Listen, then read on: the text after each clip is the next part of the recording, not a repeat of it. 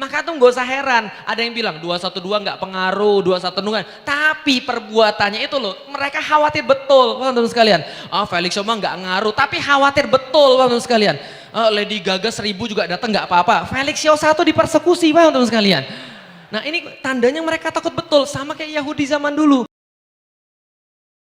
Pada masanya Nabi Ibrahim, karena spesial, Allah minta kepada Nabi Ibrahim untuk kembali menegakkan Ka'bah, mengangkat kembali kaidah-kaidah Ka'bah. Allah kemudian wahyukan kepada Nabi Ibrahim di mana letak-letak Ka'bah. Kemudian Nabi Ibrahim mengajak kepada anaknya Nabi Ismail untuk kemudian sama-sama menegakkan Ka'bah.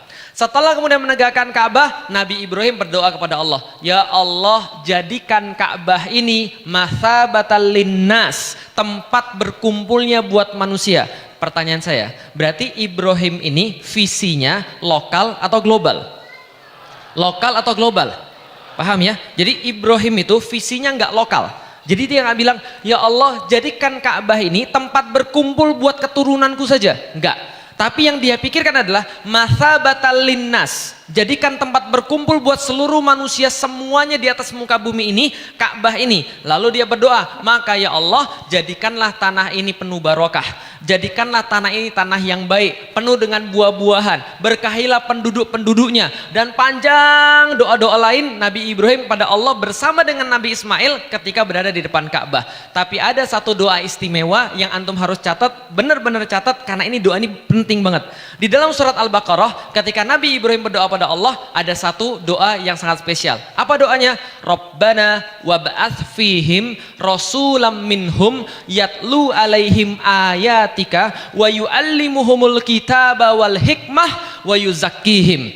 Ya Allah, tolong ya Allah, di antara doa-doa yang lain, ini yang paling penting ya Allah. Ya Allah, tolong utus buat umat semua manusia ini satu rasul dari golongan orang-orang di sekitar Ka'bah, dari keturunanku, yang kelak akan melakukan 4 tugas kepada mereka. Satu, Nabi ini membacakan ayat-ayatmu ya Allah.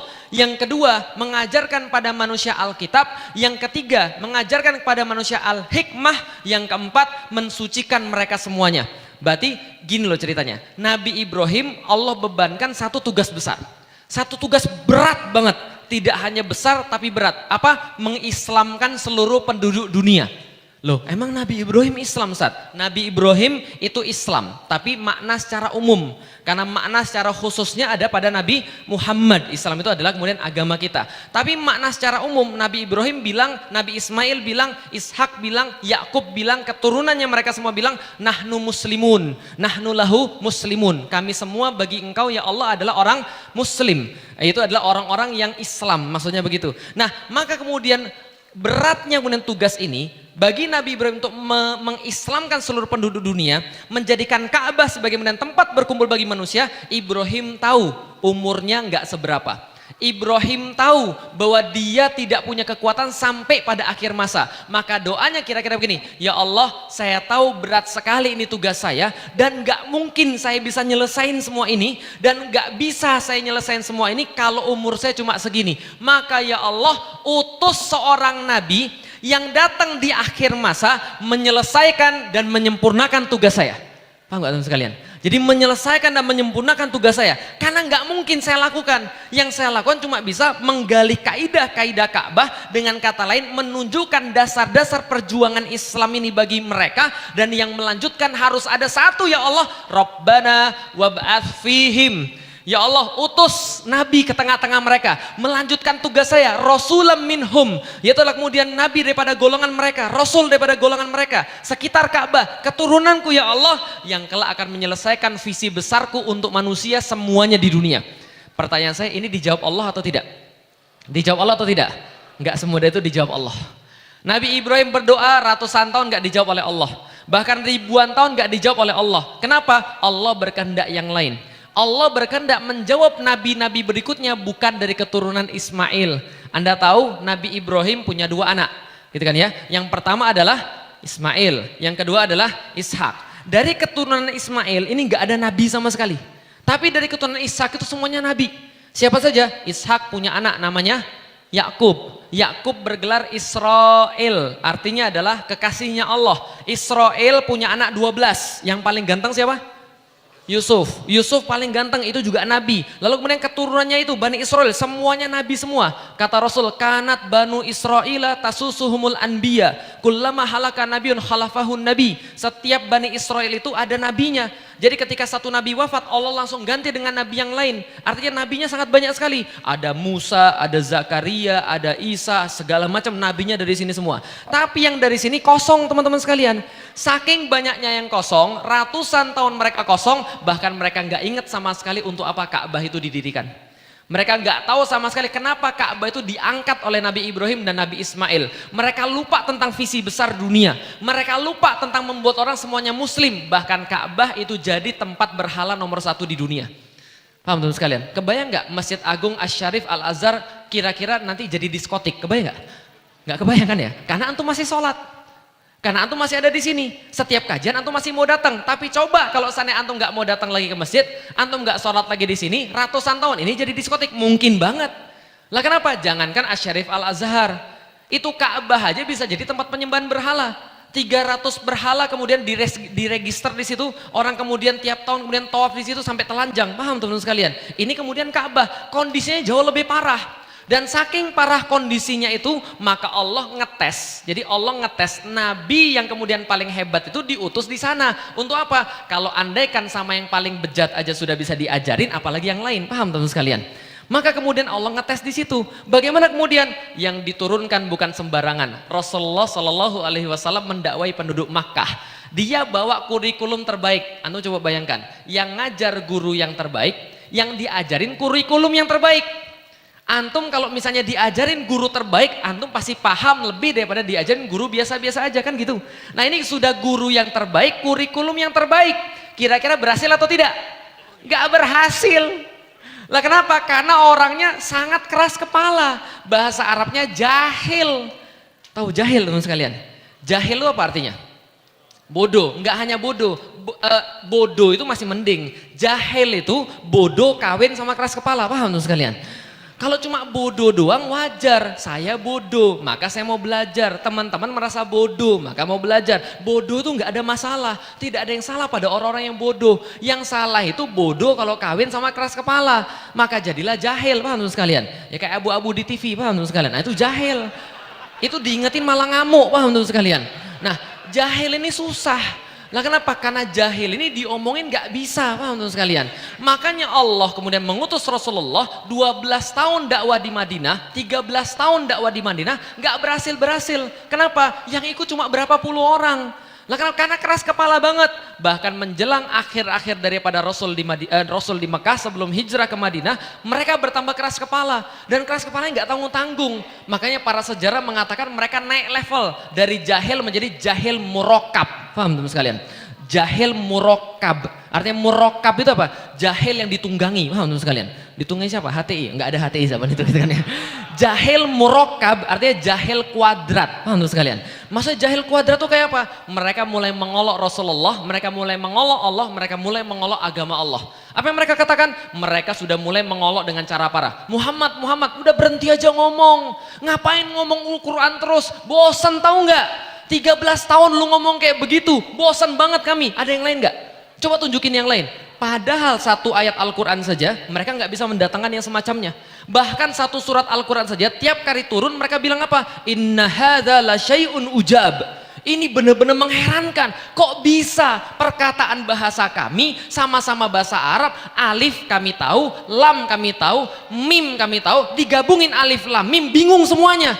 Alhamdulillah sekalian, ini kenapa bisa begini? Kami nggak ngerti kenapa bisa seperti ini. Kata-kata bahasa Arab, kalimat juga diambil dari bahasa Arab, tapi kami nggak ngerti ini dari mana nyusunnya. Alhamdulillah sekalian, inna hadza la syai'un ujab. Tapi mereka bilang apa? Cuma begini-begini doang.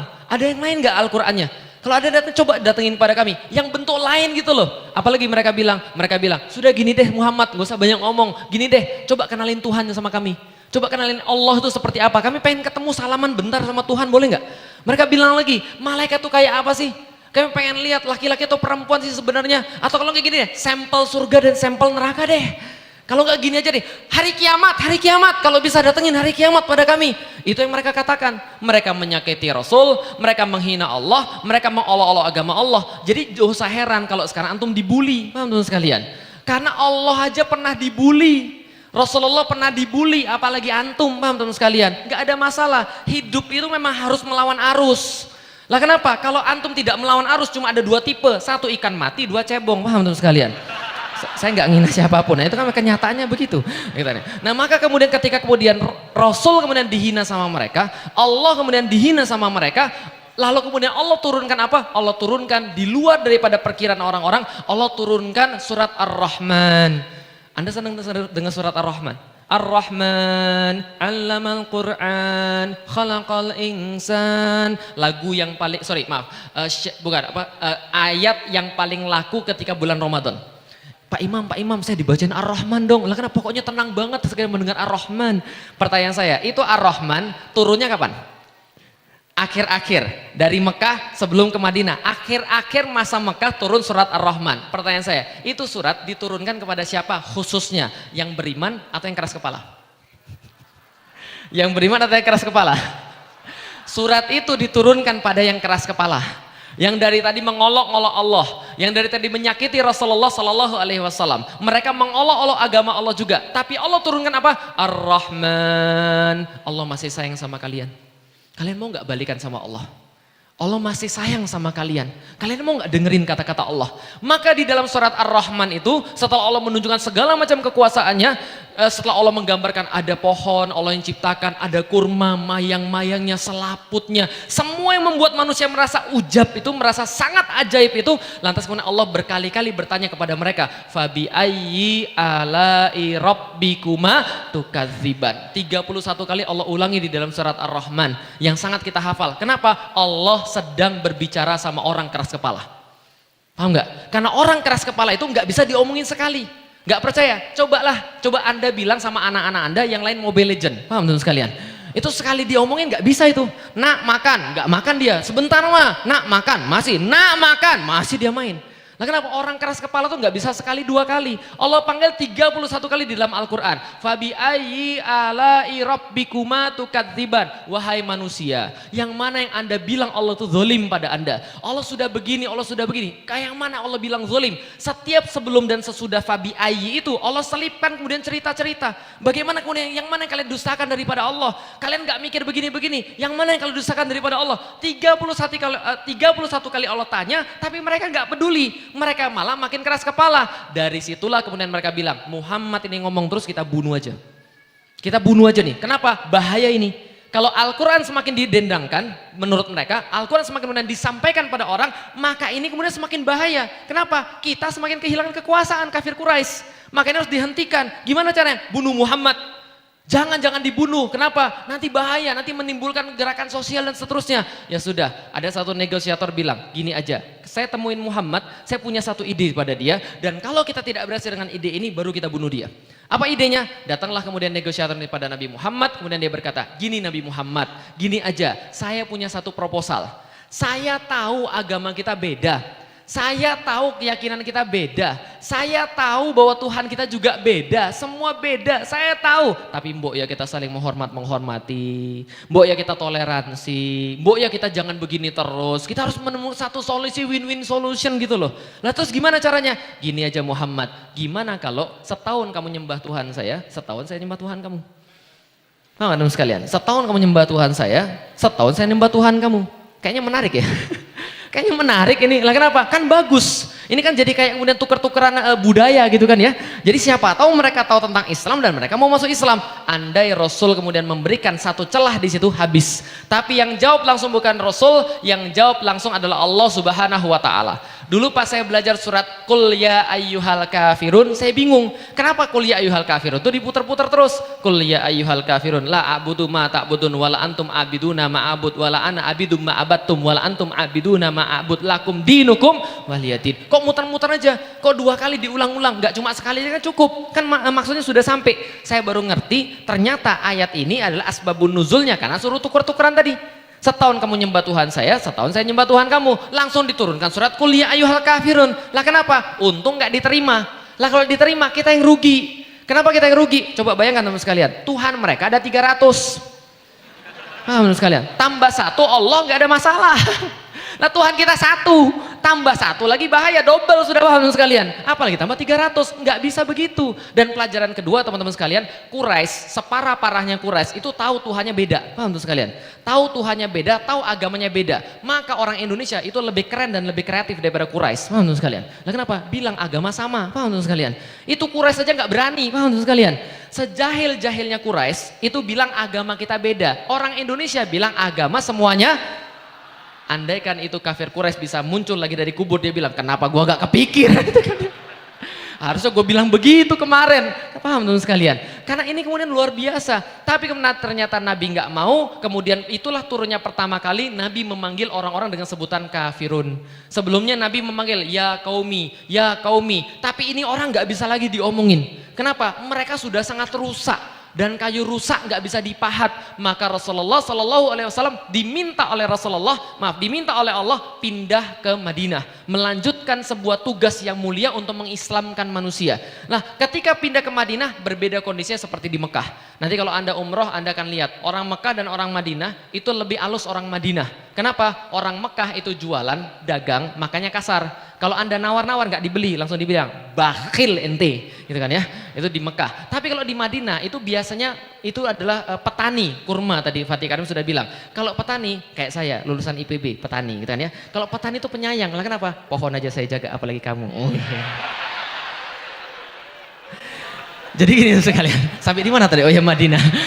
Jadi di Madinah itu Rasulullah berbeda. Kenapa beda? Karena di Madinah itu sudah biasa berhubungan dengan orang-orang Yahudi. Orang Yahudi ini sangat paham agama. Kalau orang Yahudi diadu sama orang Nasrani nggak punya chance menang. Kenapa? Yahudi ini pintar banget. Mereka hafal kitab-kitab mereka wariskan turun-temurun, dan mereka jago dalam memahami dalil. Dan kalau orang Yahudi ini lagi ribut sama orang Arab, biasanya sumpah serapahnya menyangkut Nabi yang akan muncul. Kenapa? Jadi gini, Rasulullah itu lahir 600 tahun setelah Nabi Isa wafat. Jadi gampangnya begini deh, bukan lahir, diangkat menjadi nabi. Nah, kira-kira 600 tahun setelah Nabi Isa wafat. Caranya mengetahui Nabi Isa gimana? Ini tahun berapa? 2018. 2018 itu artinya adalah Masihi. Masihi itu artinya adalah semenjak lahirnya Al-Masih, Isa Al-Masih. Maka kemudian 600 tahun itu nggak ada nabi di antara orang-orang Yahudi. Kenapa? Karena mereka bandel. Mereka suka bunuhi nabi mereka sendiri. Allah hukum mereka 600 tahun gak ada nabi. Maka mereka kalau lagi ribut sama orang Arab, mereka bilang gini, tunggu kamu Arab, tunggu kamu sebentar lagi. Sebentar lagi sudah nyata-nyata banget, indikasinya sudah ada, nabi kami akan hadir. Nanti kalau nabi kami sudah hadir, mati kalian semuanya. Nanti nabi kami akan membimbing kami untuk menghabisi kalian semua. Itu kalau orang Yahudi sudah marah, masih bawa-bawa nabinya yang nanti akan datang. Kenapa? Karena kajian orang-orang Yahudi 600 tahun terakhir itu kajiannya tentang ciri-ciri nabi yang akan datang. Paham teman sekalian? Nabi yang akan datang menggenapi seluruh kemudian prediksi-prediksi daripada nabi-nabi terdahulu. Nabi terakhir yang paling hebat bawa sesuatu yang sangat hebat. Itu mereka sudah belajar 600 tahun, antum bayangin. Kebayang nggak? 600 tahun belajar ciri-ciri Nabi setelah Isa. Tiba-tiba kemudian Nabi Muhammad datang di situ. Apa itu jadi? Heboh seluruh jamaah. Ini orangnya Pak. Bukan, ini benar orangnya. Lihat rambutnya, lihat alisnya, lihat dadanya, lihat perutnya, lihat badannya, cara dia berjalan, munculnya dari mana, nasabnya, semuanya jelas. Ini orangnya, Ustadz. Langsung bilang, dulu bukan Ustadz, namanya Rabbi gitu kan ya. Rabbi, ini orangnya Rabbi. Benar ini orangnya. Siapa namanya? Muhammad. Langsung Rabbinya bilang, enggak, itu bukan. Itu pasti bukan. Lah kenapa bukan? Itu keturunan Ismail. Enggak, nabi kita tuh harus dari keturunan Ishak. Enggak, ini benar semuanya. Enggak, itu bukan. Rabbinya lihat, benar ini orangnya. Cuma mereka kan bandel, mereka nggak mau ngakui. Langsung rabbinya bikin pengajian baru.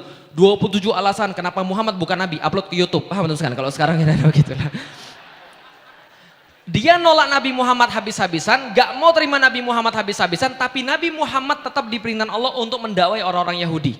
Itulah kenapa di dalam kitab kita Al-Quran ada banyak kata-kata ya Bani Israel, ya Bani Israel. Antum kira Allah panggil siapa itu?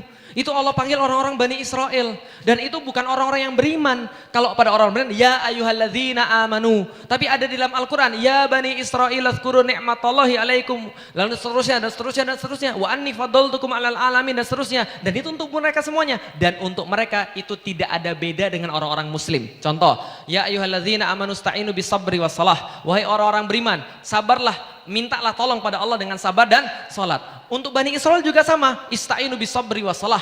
Wahai Bani Israel, bersabarlah pada Allah, minta tolonglah pada Allah dengan sabar dan salat. Sama-sama disuruh sabar dan salat. Agamanya nggak beda. Orang-orang Bani Israel suruh salat, orang muslim suruh salat. Dan tebak kiblatnya kemana? Kiblatnya ke Baitul Maqdis. Maka mereka bilang Yahudi, alah adik kelas agama kopas. Mana sekalian? Kopi pasta kita doang. Dia sholat cuma ikut-ikut kita doang. Dia puasa cuma ikut kita doang. Karena orang Yahudi puasa, kita puasa. Kapan puasanya? Ayyamul Bid 13, 14, 15. Itu puasanya Yahudi original. Original puasa Yahudi 13, 14, 15 diikuti oleh kemudian Nabi Muhammad dan kemudian umat Nabi Muhammad, dan Yahudi bilang agama kopas. Lalu kemudian didakwai nggak bisa-bisa, sampai pada satu titik Allah katakan karena orang-orang itu nggak didakwai nggak bisa-bisa, Allah katakan sudah selesai sampai di sini.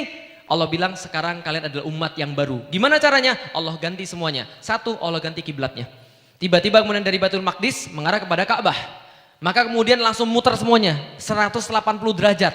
Makanya kalau di Madinah ada masjid kiblatain, ada masjid dengan dua kiblat. Kenapa? Karena kesini ke Baitul Maqdis, karena kesini ke Ka'bah. Jadi nggak bisa dua-duanya sholat itu. Kalau nggak ke Baitul Maqdis ke Ka'bah. Kalau Rasulullah ketika masih di Mekah masih bisa satu arah, Ka'bah Baitul Maqdis. Tapi kalau sudah pindah ke Madinah, Ka'bah di belakang, Baitul Maqdis di depan.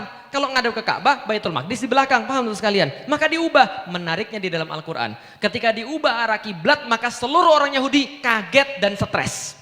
Kok berubah Muhammad? Kok berubah Muhammad? Kenapa nggak ke tempat yang dulu lagi? Kenapa berubah Muhammad? Berarti mereka peduli atau enggak? Cie. Tadi kayaknya nggak peduli, agama kopas. Ternyata mereka peduli. Maka tuh nggak usah heran. Ada yang bilang 212 nggak pengaruh, 212 nggak. Tapi perbuatannya itu loh, mereka khawatir betul, teman-teman sekalian.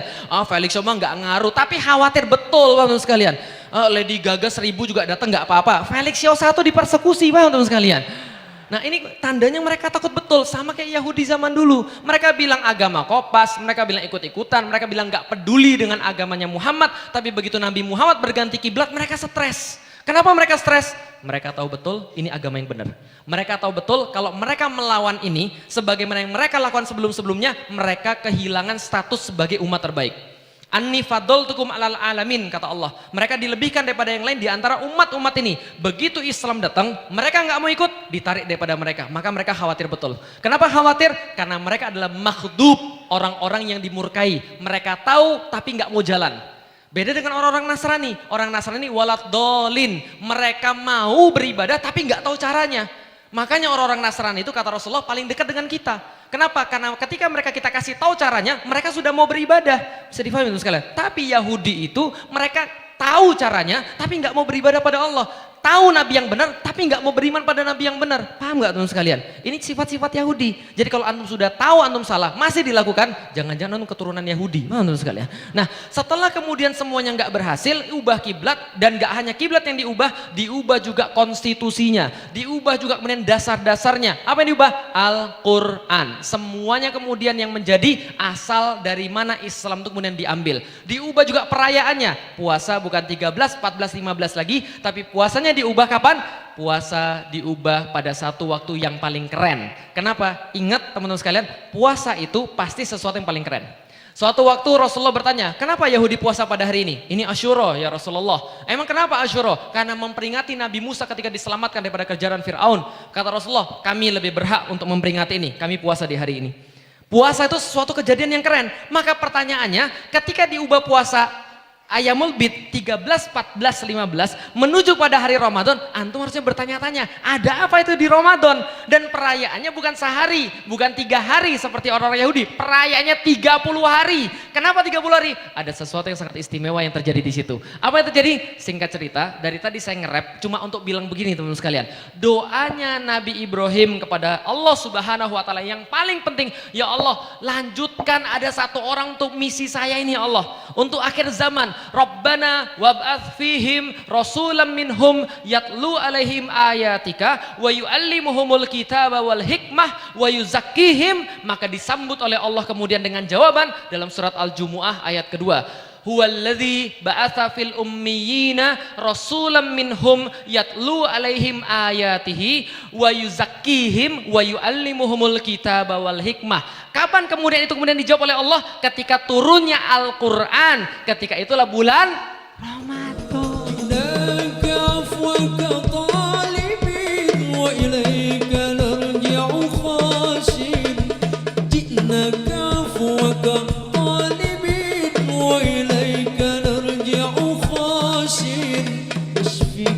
عليك